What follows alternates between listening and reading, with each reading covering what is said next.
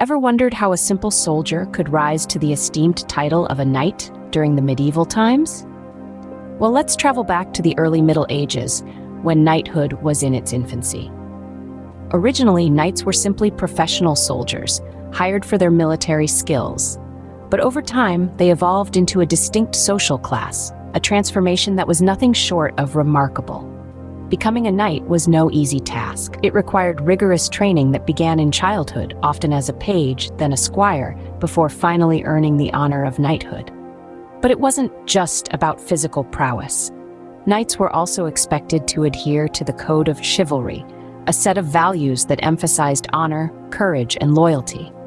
Knights played a pivotal role in warfare, but their influence extended beyond the battlefield. They were important figures in medieval society, holding lands, serving as advisors, and even participating in courtly life. So the knights were not just warriors, but important figures in medieval society, bound by a code of honor and duty.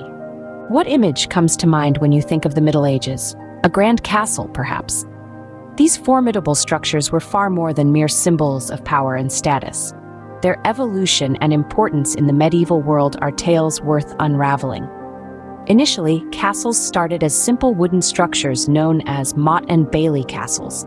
These were made of earthworks and a wooden keep, hastily built atop a man-made hill, or motte. The bailey was a courtyard enclosed by a wooden palisade, a defensive wall of stakes.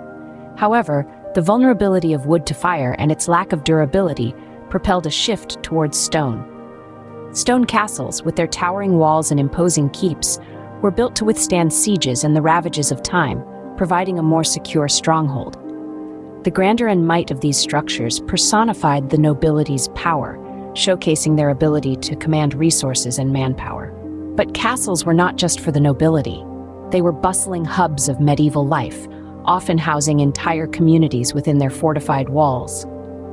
From blacksmiths to bakers, everyone had a role to play in the castle's daily operations. These strongholds were also places of sanctuary, providing protection to the surrounding populace in times of conflict. In warfare, castles served as strategic points of control. Positioned near important travel routes or resources, they allowed lords to exert influence over a region. They were staging grounds for military operations, and their formidable defenses made them challenging for enemies to capture.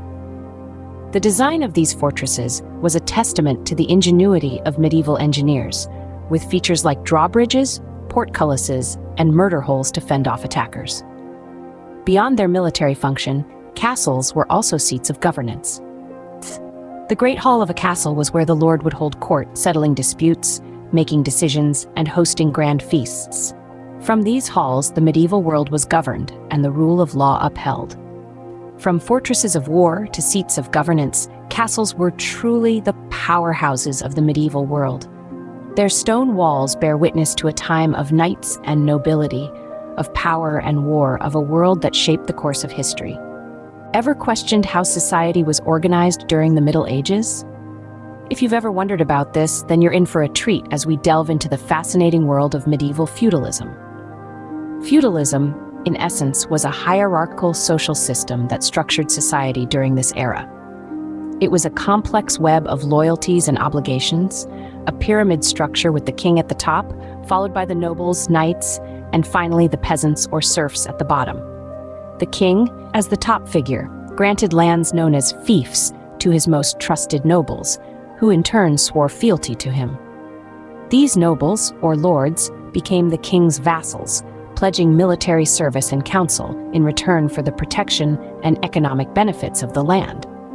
The lords would then divide their estates among lower-ranking knights, who also swore loyalty to their lord.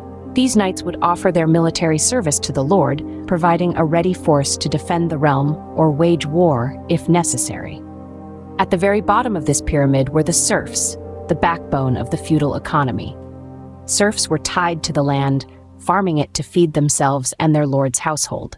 In exchange, they received protection and a small portion of the produce for their own use. This intricate system of mutual obligations and rights defined the social and political structure of medieval society.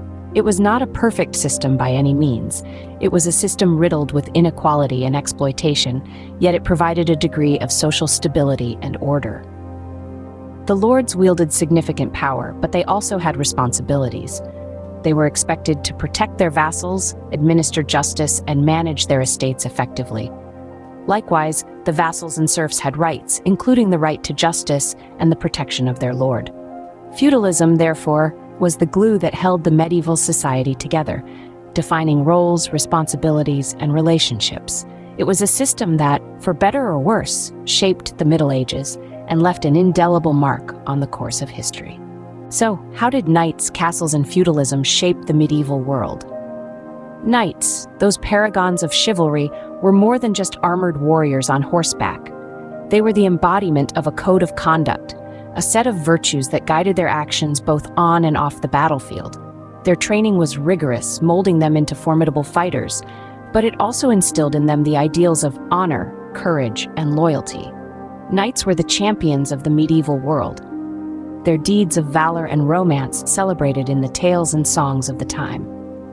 Castles, those impressive fortresses of stone, were more than just defensive structures. They were symbols of power and authority, serving as the administrative centers of the lands they dominated. Their architecture was a testament to the ingenuity of the time, combining form and function in a way that was both practical and aesthetically pleasing.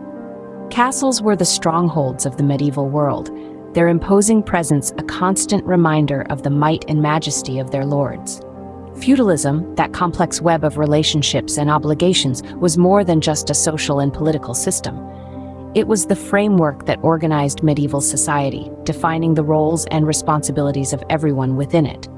Lords ruled their lands and vassals with authority, but they also owed them protection and justice.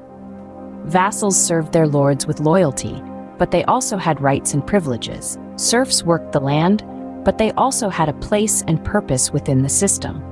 Feudalism was the backbone of the medieval world, providing stability and structure in a time of constant change and conflict. So, knights, castles, and feudalism weren't just independent elements of the medieval world.